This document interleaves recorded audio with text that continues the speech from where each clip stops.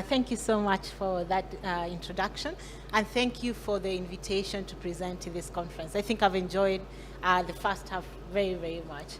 So I was asked to talk about, sort of highlight some of the gaps in treatment and a call to action. I feel like I need to put my advocacy hat on the call to action. So if I could have, do I move it myself? Oh, sure. So these are my disclosures. And these are the areas I hope that we'll very quickly look at in the very brief time that we have. So I wanted to think about, for those in clinical care and for those seeking care, what is your view of what treatment should look like? What does treatment success look like for you? So when I have a patient walking into my clinic, there are a number of things that I think about that would make me happy for that patient. One is, do we have the right antiretroviral agents? And are we able to get these antiretroviral agents to the patients in a timely manner? Do the clients that we see have a choice, or are they stuck to the one drug that is in a guideline? Are we able to pick up those conditions that may potentially affect choice of antiretroviral agents? So are we able to pick up comorbidities or adverse events as and when they occur, so that we have other choices for these patients or other alternatives? And then are we able to monitor for safety and viral suppression and ensure we have durable viral suppression? And in the event that there's drug-resistant virus, do we have choices for that treatment? So we'll start with having the right antiretroviral agents and having choice. So from a Kenyan perspective, what drugs do we have available? And this may speak to many other national programs as well. So TDF is the backbone of our, NRTI backbone for many of our antiretroviral regimens. There may be TAF, it's not yet available in the national programs. I'm aware there are other African countries that may already have TAF in their national programs. We've had some in the private sector, but it's in and out and run out of stock. So when you have a patient that you've started on TAF, you often have to change that along the way. We have lamivudine. Many times we have 300 milligrams of lamivudine. So when we have patients who have renal insufficiency, often we even have to go as far as giving them syrup to try and dose adjust for that as well. So that may be a challenge. Abacavir, and unfortunately, we still have AZT. There is some efavirenz, particularly for patients who are unable to tolerate dolutegravir for whatever reason. For example, we have patients who've had incredible weight gain within the first few months of initiating them on dolutegravir, and this has been the alternative that we have. Dolutegravir is available. Then we have some protease inhibitors, so lopinavir, ritonavir for second-line use, atazanavir, ritonavir, which is really the backbone of our second-line therapies, and darunavir, ritonavir has largely been left for third-line therapy. So the questions around, we don't have a co-formulated tablet, and we do not have the stocks to use it in second-line. But what is available elsewhere? So TAF, I was sad to learn that TAF was probably approved for use more than 10 years ago in the US, for example. So this is 10 years later, and we're still wondering where TAF is. We have fewer drug combinations, so DTG and 3TC, 2 drug combinations that's still not available within our national programs, may be available at some point soon, and maybe some drug companies have already gotten some approval, but it's not situated in our guidelines yet. So how we'll actually have it enter the guidelines is an interesting discussion. We have other integrase inhibitors like bictegravir in combination with TAF. And this, though registered in Kenya, for example, there's no pricing for this market. So clearly, we have no idea when we'll eventually get it. Darunavir in or co-formulated or not co-formulated with ritonavir, as I mentioned, only in third-line treatment. Cabotegravir, rilpivirine, I think this must have been approved about maybe 2019 or 2020. It could be corrected on that one by the FDA. It's available only for clinical trials.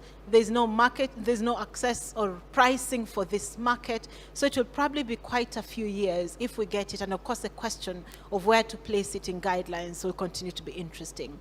When it comes to management of extremely drug-experienced situations where there's drug resistance, we often end up recycling a lot of the drugs that we have without any new additions. So even though there are drugs like lenacapavir and fostemsavir elsewhere, again, the same question of we can't really see at which time point this will enter our market. So when we talk about access, when we talk about having choice for treatment, I think we still have a bit of a journey to go.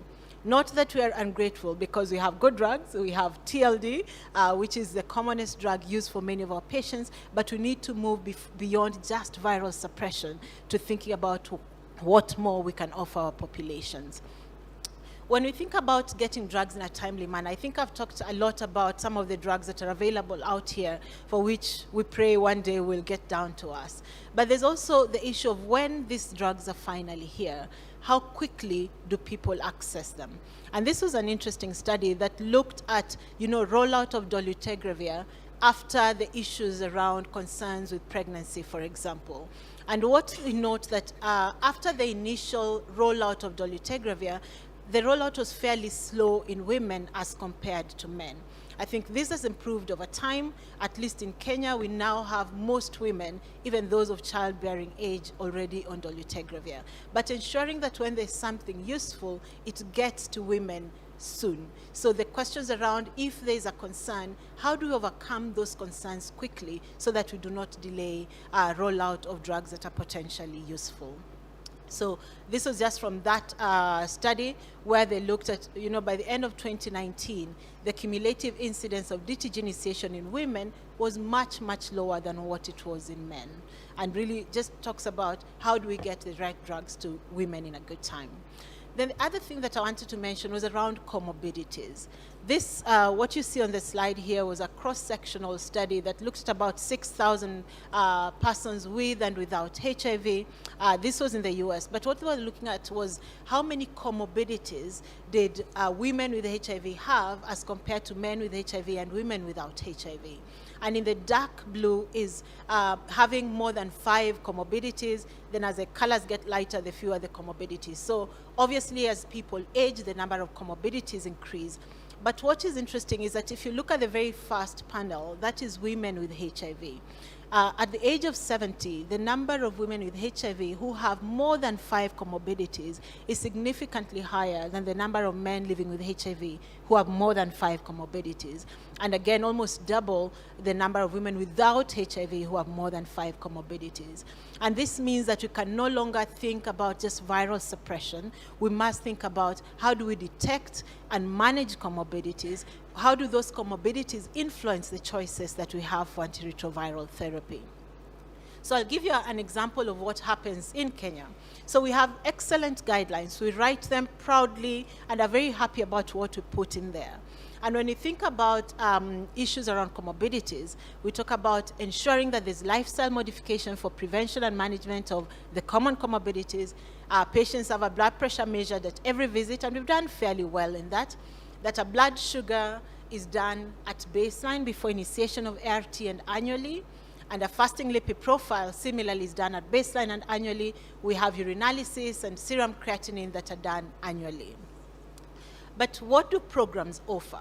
So HIV treatment is offered for free. That will include antiretroviral therapy and viral load testing, and a smattering of other investigations when funding is available for them. But all other tests have to be paid for out of pocket. If we look at older people, they have fairly low insurance, and I borrowed this from the recent demographic health survey that was released last year. And if you look at the percentage of people who have NHIF, it was our National Health Insurance Fund, or any private insurance, it's below 50%. And of those women, especially older women, have lower access to insurance, which means we'll have issues with providing care for their comorbidities. What is actually done in country, in spite of the very good guidelines that we have? And here we took a sample from a few clinics to look at how many patients had assessment for comorbidities. So 28% had ever had a blood sugar. The mean duration in care was about 10 years. I think I made a mistake. It was 1.6% had ever had a lipid measurement. Less than 1% had ever had their creatinine measured, even though most of our patients are on TDF, and we recommend that you should do it at baseline and annually. And despite having fairly high prevalence of these comorbidities, at about 9% for diabetes and about 35% for hypertension. So we really have a long way to go in providing appropriate care. What I'm sharing here is one of our ongoing clinical trials where we're looking at patients above the age of 60 and randomizing them either to continue with their current regimens or switch to bictegravir with TAF and alafenamide. For part of our outcomes, we're looking at bone mineral density and a change in bone mineral density over time. So we could only do that in patients in Nairobi because we have 2 centers that can do DEXA scans in the country. In terms of what we found for some of these patients in whom we had DEXA scans, again, as I mentioned, hypertension fairly high at about 39%. These are in people living with HIV above the age of 60. Dyslipidemia in about 14%. Chronic kidney disease was fairly surprising at about 37%. And osteoporosis, again, was really surprising. More than 60% of our patients had very severe osteoporosis. And this was, again, significantly more in women than in men. So the other thing that we have to think about is around adverse events as we treat our patients. Some of the common ones that you'll often hear about is around weight gain. We have to think about renal toxicity, about bone toxicity, lipid abnormalities, and the rest. And while we were screening patients for entry into, yes, I see the 1 minute. While we were screening patients for entry into a clinical trial, we were surprised that the commonest reason why we did not enroll patients was because of low eGFR, low creatinine clearance. And about 30% of the people we screened had a creatinine clearance less than 50, which means these are things that we have to be aware about and we have to consider when treating patients. And we've also found that being female was associated with significantly higher odds of having lower creatinine clearance. So when it comes to the issues of weight gain, there's been a lot of data around this. On the left panel is data from the Africa study that showed, the significant increase in weight in women over time while on DTG. And on the right, from the advanced study, again, just looking at weight gain on TLE, TLD, and on TAF LD, and that this weight gain goes beyond what we'd consider a return to health, which means we cannot ignore the issues of weight and we must be able to give our patients choice. So what does all this mean for us? One, we cannot overstate the fact that we have to get everyone on treatment, but even as we have DTG as our best choice currently, we must not leave any woman behind on this road to DTG. But access to screening and management of comorbidities must be availed. We cannot talk about treatment success when majority of our patients have a comorbidity that is not detected and is not managed. We have to think about quick access to safer agents. Right now, if you have a patient who has creatinine clearance less than 50, what are you going to give them? Do we have to take them back to taking 2 pills of co-formulated ABC and 3TC with DTG? Could we have other options, maybe TAF, maybe DTG with 3TC, 2 drug regimens, but these are not available to us, so we must think about them. But the one challenge that I'd have for all of us is we should include women in clinical trials. We must do more of our clinical trials in Africa because that is the only way that will ensure more women are represented. Thank you very much.